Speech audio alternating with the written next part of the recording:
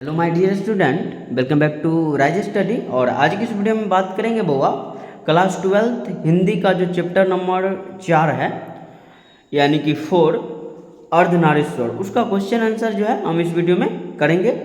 तो question answer से पहले जो है, ठीक है, क्वेश्चन आंसर से पहले हम लेखक परिचय जरूर करेंगे। तो चलिए देख लेते हैं।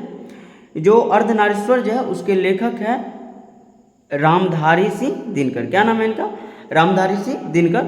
और अर्धनारीश्वर जो है निबंध है, यानी कि ऑब्जेक्टिव में पूछेगा जो अर्धनारीश्वर जो है विद्या की कौन सी रचना है, तो निबंध है, आप लोग याद रखिएगा। चलिए इनका जन्म के बाद किया जाए बुआ जन्म, तो जन्म हुआ था 23 सितंबर 1908 को। कब हुआ था? 23 सितंबर 1908, ठीक है। और निधन जो हुआ था 24 अप्रैल 1974। कब हुआ था? 24 अप्रैल 1974, ठीक है। जन्म स्थान था इनका सिमरिया, बेगूसराय, बिहार। आप लोगों को पता होगा रामधारी सिंह दिनकर जो है बहुत ही प्रख्यात यानी कि विश्व कवि के नाम से जाने जाते हैं। जन्म स्थान इनका कहाँ था? सिमरिया, बेगूसराय में, ठीक है। जो बेगूसराय जो है कौन से राज्य में है? बिहार राज्य में। आप लोग को जानकारी होगा। इनके माता का नाम था मनरूप देवी। क्या नाम था? मनरूप देवी। और पिता का नाम था रवि सिंह। क्या नाम था? रवि सिंह। पत्नी के नाम था श्यामावती देवी। तो इतना ही जो है ऑब्जेक्टिव की दृष्टि से महत्वपूर्ण है, तो आप लोग ध्यान में रखिएगा इसको। और आगे जो हम क्वेश्चन आंसर पे चलते हैं। तो चलिए क्वेश्चन नंबर हम एक जो है यहाँ पे लेंगे। पहले जो है इसको हटा लेते हैं थोड़ा। तो चलिए ये क्वेश्चन नंबर आप लोगों को दिखाई दे रहा होगा, क्वेश्चन नंबर 1 है। आप लोग जो है किताब से जो है क्वेश्चन को जरूर मिलाइएगा। देख लेते हैं, पहले क्वेश्चन पढ़ते हैं क्या कर रहा है। प्रश्न संख्या 1, यदि संधि की वार्ता कुंती और गांधारी के बीच हुई होती तो बहुत संभव था कि महाभारत न मचता, ठीक है। यानी कि लेखक यहाँ पे कह रहे हैं कि यदि संधि की वार्ता जो है कुंती और गांधारी के बीच हुई होती तो बहुत संभव था, बहुत हद तक संभव था कि महाभारत जो है नहीं मचता, ठीक है। आगे कह रहा है लेखक के इस कथन से क्या आप सहमत हैं? अपना पक्ष रखें। और लेखक ऐसा कहते हैं तो लेखक के इस कथन से आप कहाँ तक सहमत हैं, इस संदर्भ में जो है अपना पक्ष रखना है। तो चलिए देख लेते हैं इसका आंसर, ठीक है। कह रहा है मैं लेखक के इस विचार से काफ़ी हद तक सहमत हूँ, ठीक है। क्या लिखेंगे? मैं लेखक के इस विचार से काफ़ी हद तक सहमत हूँ। हमारे समाज में नारी का सम्मान किया जाता है, ठीक है।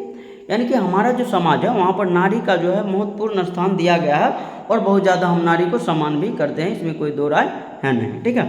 आगे देखते हैं, माताएं पूजनीय होती है। जो माताएं होती है, ठीक है, वो क्या होती है? पूजनीय होती है। पुरुष हमेशा अपने कठोर स्वभाव के कारण अपने को ही सर्वाधिक महत्व देता है। और पुरुष क्या करता है बुआ? अपना कठोर स्वभाव के कारण पुरुष जो है अपने आप को सबसे ज़्यादा महत्व देता है, इसमें जो है कोई दो राय है नहीं, ठीक है। किंतु नारी में दया, ममता तथा कोमलता के गुण विद्यमान रहते हैं। और नारी में क्या होता है बुआ?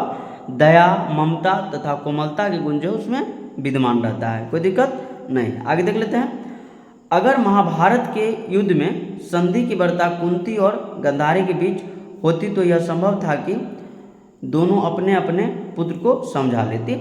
और अगर महाभारत के युद्ध में अगर संधि की वार्ता जो है, ठीक है, संधि की जो वार्ता है बुआ कुंती और गांधारी के बीच अगर हुई होती तो बहुत हद तक संभव था कि महाभारत का युद्ध नहीं होता। क्यों? क्योंकि वो दोनों जो है अपने अपने बच्चा को जो है समझा लेता, ठीक है।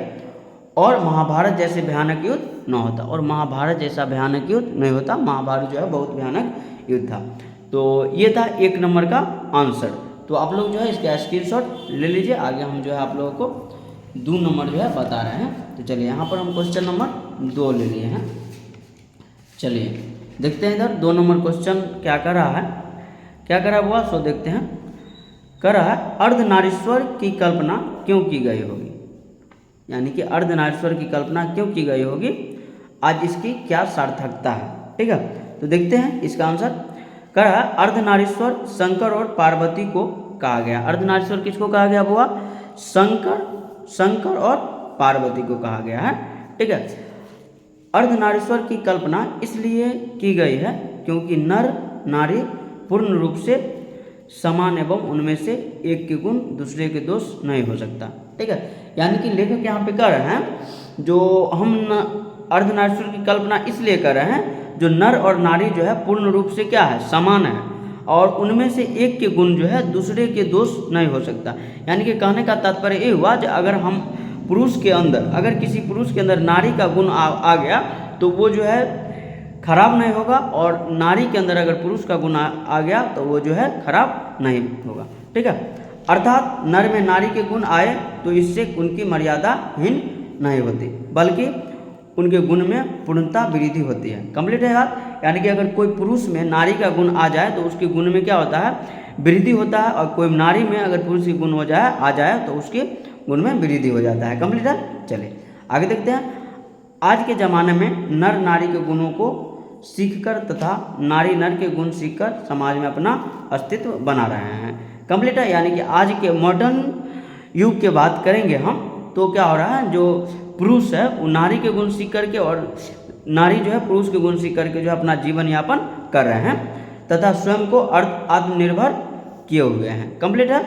तो ये था आप लोगों का क्वेश्चन नंबर 2 का आंसर। आप लोग जो है इसका भी स्क्रीनशॉट ले लीजिए। आगे हम 3 नंबर जो है आपको बुआ बता रहे हैं। तो चलिए इधर हम 3 नंबर जो है ले लिए हैं, और 3 नंबर प्रश्न क्या कर रहा है सो पहले देखेंगे। तो 3 नंबर जो है, 3 नंबर क्या कर रहा है बुआ देख लेते हैं एक बार। कह रहा है रविंद्रनाथ प्रसाद और प्रेमचंद्र के चिंतन से दिनकर क्यों असंतुष्ट है। यानी कि रविंद्रनाथ, ठीक है, प्रसाद और प्रेमचंद्र, इस सब का चिंतन जो है महिला के बारे में कुछ उटपटांग टाइप की है, ठीक है, स्त्री के बारे में, तो उसी पर जो है थोड़ा जो है दिनकर जी जो है असंतुष्ट है और अपना चिंतन जो है व्यक्त कर रहे हैं। ऐसा ऐसा महापुरुष जो है स्त्री के बारे में ऐसा अभद्र बात सोच सकता है, हमको थोड़ा जो है थोड़ा भी अनुभव नहीं था। देखिए क्या कर रहे हैं, कह रहे हैं दिनकर जी रविंद्रनाथ प्रसाद और प्रेमचंद के इस चिंतन से काफ़ी होगा यहाँ पे, आप लोग ध्यान रखिएगा, काफ़ी असंतुष्ट नजर आते हैं। ठीक है, यानी कि दिनकर जी जो है रविंद्रनाथ प्रसाद और प्रेमचंद इस सब के चिंतन से जो है बहुत असंतुष्ट नजर आते हैं। अब देखिए क्यों आते हैं, क्योंकि इन तीनों ने नारी को कोमलता, मोहक तथा आकर्षक वस्तु कहा है, और ये तीनों साफ साफ नारी को जो है कोमलता, ठीक है, मोहक और आकर्षक वस्तु कहा है। ठीक है, उनके चिंतन में नारी का अर्धनारीश्वर रूप कहीं प्रकट नहीं होता है। ठीक है, और ये सब जो है रविंद्रनाथ टैगोर हो या प्रसाद हो या फिर प्रेमचंद हो, कहीं पर जो है उनके चिंतन में जो है नारी के अर्धनारीश्वर गुण का जो है बखान नहीं किया गया है। तो चलिए यहाँ तक आप लोग समझे हैं, आगे देख लेते हैं क्या हो रहा है। कह रहा रविंद्रनाथ का कहना है कि नारी की सार्थकता उसकी भंगिमा के मोहक और आकर्षक होने में है। ठीक है, रविंद्रनाथ कहते हैं जो नारी की जो सुंदरता है, नारी की जो सार्थकता है उसकी भंगिमा के मोहक और आकर्षक होने में है। बात को समझ रहे हैं, बहुत बड़ी बात बोल रहे हैं। आगे देखिए, पृथ्वी की शोभा आलोक तथा प्रेम की प्रतिमा बनाने में है। यानी कि रविंद्रनाथ टैगोर फिर से कह रहे हैं कि नारी की जो काम है वो सिर्फ पृथ्वी की शोभा बढ़ाना है और प्रेम की प्रतिमा बनाना है। ठीक है, आगे देख लेते हैं। कर्म कृति वीर्यबल और शिक्षा दीक्षा लेकर नारी को क्या करना है। ठीक है, यानी कि शिक्षा दीक्षा लेके और कोई कर्म को बढ़िया कर्म करके नारी क्या करेगी। ठीक है, वहीं प्रेमचंद्र कहते हैं कि पुरुष नारी के गुण लेकर देवता बन जाता है। ठीक है, यानी कि ये तो इससे पहले जो हम बताए थे वो रविन्द्रनाथ टैगोर कहते हैं जो नारी का काम है सिर्फ पृथ्वी की शोभा बढ़ाना, प्रेम की प्रतिमा बनना और शिक्षा दीक्षा लेकर के नारी क्या करेगी। तो ये था रविन्द्रनाथ टैगोर का विचार नारी के संबंध में। और प्रेमचंद क्या कहते हैं इसे देखिए, प्रेमचंद कह रहे हैं, वहीं प्रेमचंद कहते हैं कि पुरुष नारी के गुण लेकर देवता बन जाता है।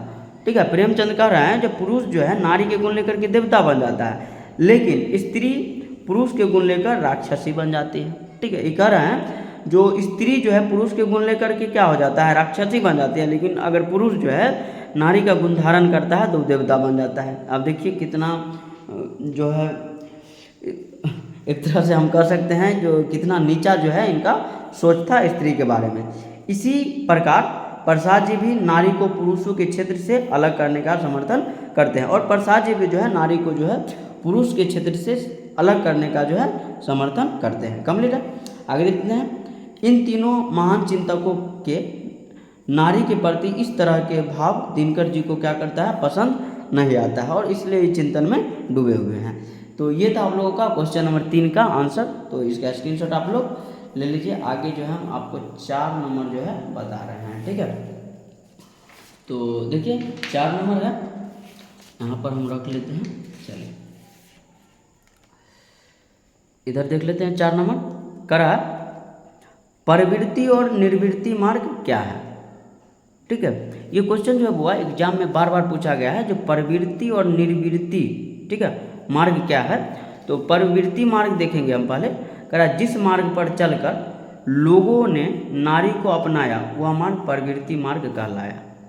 बात समझ में आ रहा है ना, यानी कि वैसा मार्ग जिस पे चल के लोग जो है नारी को अपनाया, ठीक है, वो प्रवृत्ति मार्ग कहलाया। और जो लोग इस मार्ग पर चले वे लोग प्रवृत्ति मार्गी कहलाए, और जो लोग इस मार्ग पे चले वो क्या कहलाए, प्रवृत्ति मार्गी कहलाए। यह वे लोग हैं जो अपने जीवन से आनंद चाहते थे, और वैसे लोग थे जो प्रवृत्ति मार्ग पर चलने वाले वैसे लोग थे जो अपने जीवन से आनंद चाहते थे, ठीक है। आगे देखते हैं निर्वृत्ति मार्ग किसको कहेंगे। तो यहाँ पर लिखा हुआ है वह निर्वृत्ति मार्ग, वह मार्ग जिस पर चलकर लोगों ने नारी को अपने जीवन से निकाल दिया, ठीक है। यानी कि निवृत्ति मार्ग वह मार्ग है जिसमें जो है लोग जो है अपने जीवन से ही नारी को निकाल दिया, यानी कि पूरा खत्म कर दिया, उसके जीवन में नारी के लिए कोई स्थान था नहीं। वह मार्ग निवृत्ति मार्ग कहलाया। निवृत्ति मार्ग वाले व्यक्ति के लिए नारी किसी काम की चीज़ नहीं थी। जो भी निवृत्ति मार्ग के लोग थे उनके लिए जो है नारी कोई काम की चीज़ थी नहीं, अतः ये लोग संन्यास लेने लगे। और जो भी निवृत्ति मार्ग के लोग थे वो संन्यास लेने लगे, क्योंकि उनके लिए नारी जो है कुछ नहीं थी, कोई मायने नहीं रखती थी। तो ये था आप लोगों का 4 नंबर का आंसर। तो इसका भी आप लोग स्क्रीनशॉट ले लीजिए। आगे हम 5 नंबर जो है बता रहे हैं। तो देख लेते हैं 5 नंबर जो है छोटा सा क्वेश्चन है, लेकिन एग्जाम में जो है ये बार बार पूछा जाता है, ठीक है। इससे पहले वाला जो है 4 नंबर भी बहुत बार पूछा है, लेकिन 5 नंबर जो है ज़्यादा महत्वपूर्ण है। तो आप लोग देखिए क्या कर रहा है। 5 नंबर का जो प्रश्न है वो करा, बुद्ध ने आनंद से क्या कहा, ठीक है। बुद्ध जो है आनंद से क्या कहा है उस पर विचार कर लेते हैं। करा, बुद्ध ने आनंद से कहा, आनंद, मैंने जो धर्म चलाया था वह 5 सहस्त्र वर्ष तक चलने वाला था। बात समझ में आ रहा है ना, यानी कि एक दिन भगवान बुद्ध जो है आनंद से कहे कि हम जो धर्म चलाए थे बौद्ध धर्म, वो 5 सहस्त्र वर्ष तक चलने वाला था, ठीक है, किंतु अब वह केवल 500 वर्ष तक ही चलेगा। बात समझ में आ रहा है ना, किंतु अब वह जो धर्म है, जो बौद्ध धर्म था, वो 500 वर्ष तक चलेगा। काहे चलेगा, सो देखिए, क्योंकि नारियों को मैंने भिक्षु होने का अधिकार दे दिया है, ठीक है। और आगे कहते हैं ये धर्म जो है 5 सहस्त्र वर्ष तक इसलिए नहीं चलेगा क्योंकि हम जो है नारी को जो है भिक्षु होने का अधिकार दे दिए हैं। कंप्लीट है। तो ये था आप लोगों का 5 नंबर, इसका स्क्रीनशॉट आप लोग ले लीजिए। आगे हम 6 नंबर जो है, हाँ तो डियर चलिए देखते हैं 6 नंबर का क्या कर रहा है। करा, स्त्री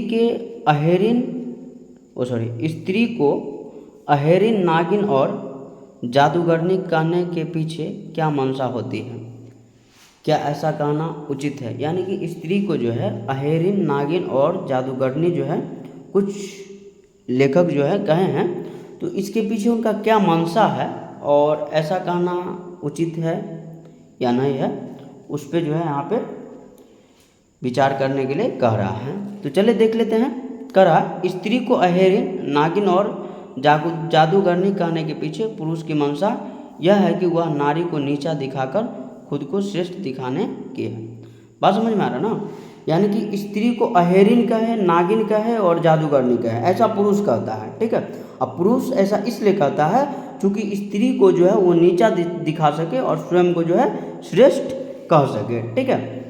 ऐसा कहना बिल्कुल उचित नहीं है, ऐसा कहना कहीं तक उचित नहीं है, क्योंकि नारी आदरणीय तथा श्रद्धा के योग्य है, क्योंकि नारी जो है पूजनीय है, श्रद्धा के योग्य है, इसलिए ऐसा कहना नारी को जो है अहेरिन, नागिन और जादूगरनी कहना कहीं तो उचित नहीं है। तो चलिए ये 6 नंबर खत्म हुआ। आप लोग इसका स्क्रीनशॉट जो है बढ़िया से लीजिए और आगे हम 7 नंबर जो है आपको बता रहे हैं। छोटा छोटा प्रश्न है, यानी कि छोटा छोटा आंसर लिखे हैं। तो चलिए देख लेते हैं क्या कह रहा है आपका जो है ये क्वेश्चन नंबर 7। ठीक है, देख लेते हैं। कह रहा नारी की पराधीनता कब से आरंभ हुई। सिंपल सा बात है, जब मानव जाति ने कृषि का आविष्कार किया तो पुरुष बाहर रहने लगा और नारी घर में रहने लगी। बात समझ में आ रहा है ना। यानी कि जब मानव जाति जो है वो कृषि का आविष्कार किया, यानी कि खेती करना प्रारंभ किया, तो पुरुष जो है बाहर रहने लगा और नारी जो है घर में रहने लगी। ठीक है, जिंदगी 2 हिस्से में विभाजित हो गई। इसी प्रकार जो है देखा गया जो जिंदगी जो है 2 हिस्सा में विभाजित हो गया। अंदर का जीवन सीमित तथा बाहर का जीवन असीमित होता चला गया। ठीक है, अंदर का जो जीवन था सीमित और बाहर का जीवन जो है वो असीमित होता चला गया। यहीं से जो है नारी की पराधीनता क्या हो गई, आरंभ हो गई। कंप्लीट है। यानी कि कहने का मतलब ये, जब से मानव जाति जो है कृषि का आविष्कार किया, खेती करना चालू किया, उसी समय से जो है नारी की पराधीनता शुरू हो गई। चलिए, तो ये था 7 नंबर का, तो आप लोग इसका स्क्रीनशॉट लीजिए। आगे हम 8 नंबर जो है बता रहे हैं। हाँ, तो चलिए आगे देख लेते हैं। आगे जो है आप लोगों का 8 नंबर का प्रश्न है, प्रसंग स्पष्ट करने के लिए कह रहा है ना। तो हम यहाँ पे प्रसंग पहले पढ़ेंगे जो क्या है। का आपका प्रत्येक पत्नी अपने पति को बहुत कुछ उसी दृष्टि से देखती है जिस दृष्टि से लता अपने वृक्ष को देखती है। तो ये है आपका प्रसंग। इसकी व्याख्या जो हम नीचे कर रहे हैं। तो देखिए आप लोग, सबसे पहले जो नॉर्मल जो प्रसंग में जो वह व्याख्या करने के लिए कहता है या फिर स्पष्ट करने के लिए जो कहेगा, तो उसमें जो 2-4 बात है कॉमन रहेगा। जो प्रस्तुत पंक्ति जो है फलनमा कवि के द्वारा जो लिखा गया है और हमारे पाठ से ऐसे मतलब किताब में से जो है, किताब का नाम जैसे दिंगत है, तो दिंगत के ये अर्धनारीश्वर से लिया गया है, जिसके लेखक जो है रामधारी सिंह दिनकर है। ये सब बात जो है कॉमन रहता है। तो आप लोग इसको समझने का प्रयास कीजिएगा, ताकि जो भी मतलब कोई भी क्वेश्चन जो है प्रसंग वाला आएगा तो उसमें नॉर्मल बात रहेगा, जो इतना लिख लीजिएगा। तो चलिए हम शुरू करते हैं इसको। प्रस्तुत पंक्ति रामधारी सिंह दिनकर द्वारा रचित निबंध अर्धनारीश्वर से लिया गया है। ठीक है, ये हम पहले भी बोले हैं। जो ऊपर वाला जो पंक्ति है वो अर्धनारीश्वर से लिया गया है, जिसके लेखक कौन है, रामधारी सिंह दिनकर जी हैं। ठीक है, अब देखिए इस पंक्ति में लेखक यह स्पष्ट करता है कि पुरुष के अधीन होने के कारण नारी स्वयं को काफ़ी कमजोर तथा पुरुष पर आश्रित मानने लगी है। बात समझ में आ रहा है ना। यानी कि इस पंक्ति के माध्यम से जो है लेखक यह स्पष्ट कर रहे हैं कि पुरुष पर निर्भर होने के कारण जो है नारी जो है काफ़ी कमजोर और पुरुष पर आश्रित जो है रहने लगी है। ठीक है, आगे देखते हैं। यही कारण है कि आज हर पत्नी अपने पति को उसी प्रकार देखती है जिस प्रकार एक लता अपने वृक्ष को देखती है। यानी कि यही कारण है, लेखक कह रहे हैं यही कारण है जो जिस प्रकार एक वृक्ष जो है एक लता जो है अपने वृक्ष को देखता है। यानी कि कहता है जो अगर वृक्ष नहीं रहेगा तो हम जो है नहीं रहेंगे। यानी कि लता साफ साफ क्या सोचता है, जो अगर वृक्ष नहीं रहेगा तो हमारा अस्तित्व खत्म हो जाएगा। उसी प्रकार जो है एक नारी जो है सोचती है जो अगर पुरुष नहीं रहेगा, हमारा पति नहीं रहेगा, तो हमारा कोई अस्तित्व नहीं रहेगा। ठीक है, आगे देख लेते हैं। अर्थात जिस प्रकार एक लता अपने वृक्ष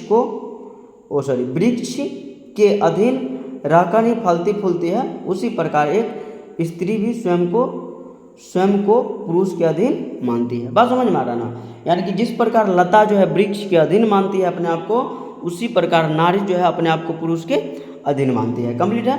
तो ये था आप लोगों का 8 के को जो प्रसंग स्पष्ट करना था। आगे हम ख बताएंगे, इसका स्क्रीनशॉट आप ले लीजिए और आगे हम ख पर विचार करते हैं। ये वीडियो जो है समाप्ति होने वाला है। थोड़ा जो आपको वीडियो में जो है थोड़ा सा रुकावट मिला होगा, तो इसके लिए हम सॉरी बोलेंगे, क्योंकि इधर जो है लाइन जो है कटता है तो थोड़ा दिक्कत है। तो देख लीजिए, हम ख नंबर पे बात करेंगे।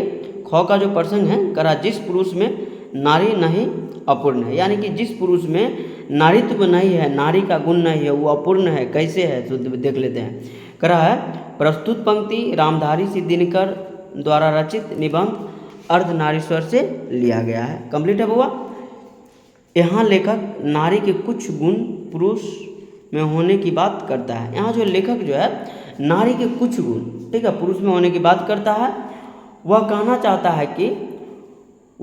है कि पुरुष में भी दया, ममता तथा सहिष्णुता के गुण होने चाहिए, ठीक है। और लेखक कहना चाह रहे हैं जो पुरुष में भी जो है दया होना चाहिए, ममता होना चाहिए, सहिष्णुता होना चाहिए, ठीक है। जिस पुरुष में नारीत्व के गुण नहीं है वह अधूरा है, और जो पुरुष में नारी का गुण नहीं है, नारीत्व का गुण नहीं है, वो पुरुष क्या है, अधूरा है। ये गुण पुरुष के पौरुष को घटाते नहीं बल्कि उसे पूर्णता प्रदान करते हैं। यानी कि कहने का तात्पर्य ये है, जो अगर किसी पुरुष में नारी का गुण आ जाए तो इससे उसका पौरुष जो है घटता नहीं है बल्कि उसमें जो है पूर्णता आ जाता है, कंप्लीट है। तो ये था आप लोगों का 8 के ख। तो आप लोग इसका स्क्रीनशॉट लीजिए। आगे जो है हम बता रहे हैं आपको 9 नंबर का, ठीक है, 9 नंबर बताएंगे। तो इधर आप लोग देख सकते हैं हम 9 नंबर प्रश्न जो है ले लिए हैं। तो आइए बुआ, कह रहा प्रश्न संख्या 9 क्या कर रहा है से देख लेते हैं। कह रहा जिसे भी पुरुष अपना कर्म क्षेत्र से मानता वह नारी का भी कर्म क्षेत्र है, कैसे, ठीक है। यानी कि साफ साफ यहाँ पर कह रहा है जिसे भी पुरुष अपना कर्म क्षेत्र मानता है वो नारी का भी कर्म क्षेत्र है तो कैसे है वो बताना है, ठीक है। तो देख लेते हैं। लेखक श्री रामधारी सिंह दिनकर के अनुसार नर और नारी एक ही समान है, ठीक है। लेखक श्री रामधारी सिंह दिनकर कह रहे हैं जो नर और नारी जो है एक ही समान है, दोनों के जीवन उद्देश्य एक समान ही है। यानी कि दोनों के जीवन का जो उद्देश्य है एक समान ही है। नारी केवल नर को रिझाने के लिए नहीं है, ठीक है। यानी कि लेखक आगे कह रहा है जो नारी जो है केवल नर को रिझाने के लिए नहीं है, नारी को भी वही अधिकार प्राप्त होनी चाहिए जो अधिकार पुरुष को प्राप्त है, और नारी को वही अधिकार प्राप्त होनी चाहिए बुआ। लेखक कह रहे हैं जो नारी को वही अधिकार प्राप्त होनी चाहिए जो अधिकार पुरुष को प्राप्त है, कंप्लीट है। अगर जीवन के प्रत्येक बड़ी घटना पुरुष प्रवृत्ति से नियंत्रित और संचालित है तो वास्तविक विकास के लिए नारी का योगदान अत्यंत आवश्यक है। और वास्तविक विकास की अगर बात करें तो वास्तविक विकास के लिए नारी का योगदान जो है अत्यंत आवश्यक हो जाता है। तो ये था आप लोगों का 9 नंबर का। तो आप लोग इसका भी स्क्रीनशॉट ले लीजिए। आगे हम 10 नंबर जो है आपको बताएंगे, तो इसका स्क्रीनशॉट पहले आप लोग ले लीजिए और अपने कॉपी में उतार के याद जरूर कीजिए, एग्जाम में जो है बार बार पूछा जाता है। चलिए इधर हम 10 नंबर जो है ले लिए हैं। तो 10 नंबर जो है वो क्या कर रहा है सो देख लेते हैं। प्रश्न संख्या 10 है और अंतिम भी होगा, ठीक है, अंतिम होगा। कह रहा अर्धनारीश्वर निबंध में दिनकर जी के व्यक्ति विचार को सार रूप में प्रस्तुत करें, ठीक है। यानी कि अर्धनारीश्वर निबंध में दिनकर जी के व्यक्ति विचार को सार रूप में क्या करना है, प्रस्तुत करना है। तो देखिए कर रहे हैं। अर्धनारीश्वर निबंध में दिनकर जी ने बड़े ही उत्तम विचार को निरूपित किया है, ठीक है। यानी कि अर्धनारीश्वर निबंध में जो है दिनकर जी जो है दिनकर जी जो है बड़े ही उत्तम विचार को जो है निरूपित किया है।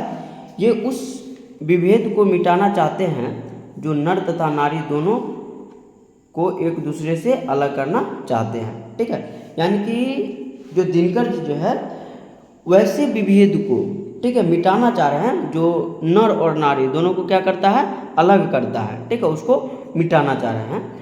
वे पुरुष की उस मानसिकता को मिटाना चाहते हैं जिस मानसिकता से कोई पुरुष यह सोचता है कि नर में अगर नारी का गुण आ जाए तो नर भी नारी के समान हो जाएगा। यानी कि दिनकर जी जो हैं पुरुष के उस मानसिकता को मिटाना चाह रहे हैं जिस मानसिकता से पुरुष यह सोचता है जो नर में अगर नारी का गुण आ जाएगा ना, नर में अगर नारी का गुण आ जाएगा तो नर क्या हो जाएगा, नारी के समान हो जाएगा। वैसी मानसिकता को मिटाना चाह रहे हैं, ठीक है। दिनकर जी के अनुसार नारी केवल नर को रिझाने तथा उसे प्रेरणा देने के लिए नहीं बने हैं, ठीक है। दिनकर जी कहते हैं जो नारी जो है केवल मर्द को रिझाने के लिए नहीं बनी है, ठीक है, और उससे प्रेम पाने के लिए या फिर पुरुष को प्रेम देने के लिए नहीं बनी है, ठीक है। जीवन रूपी यज्ञ में यह भी बराबर के अधिकार है, ठीक है। नर और नारी दोनों ही एक दूसरे के बिना अधूरे हैं। यानी कि नर और नारी दोनों क्या है, एक दूसरे के बिना अधूरा है। अतः पुरुष में नारीत्व के गुण ज्योति जागनी चाहिए तथा नारी में पुरुष का आभास होना चाहिए। और साफ साफ कर रहे हैं जो पुरुष में जो है नारीत्व का गुण जो है होना चाहिए और नारी में जो है पुरुष का गुण होना चाहिए। ठीक है। दिनकर जी के अर्धनारीश्वर की सोच इसी बात का द्योतक है। दिनकर जी की अर्धनारीश्वर की सोच जो है इसी बात का द्योतक है। इसी के साथ जो है बउआ ये जो आप लोग का वीडियो था वो समाप्त होता है। 10 नंबर क्वेश्चन का जो है हम आंसर जो आपको दे दिए हैं। तो मैं आशा करूँगा कि आप लोगों को अपने भाई का वीडियो जो है बहुत पसंद आया होगा। तो अपने भाई के चैनल को सब्सक्राइब कीजिए, वीडियो को लाइक कीजिए और ज़्यादा से ज़्यादा शेयर करिए। और तब तक के लिए बाय, फिर मिलते हैं अगले वीडियो में। धन्यवाद। जय हिंद, जय भारत।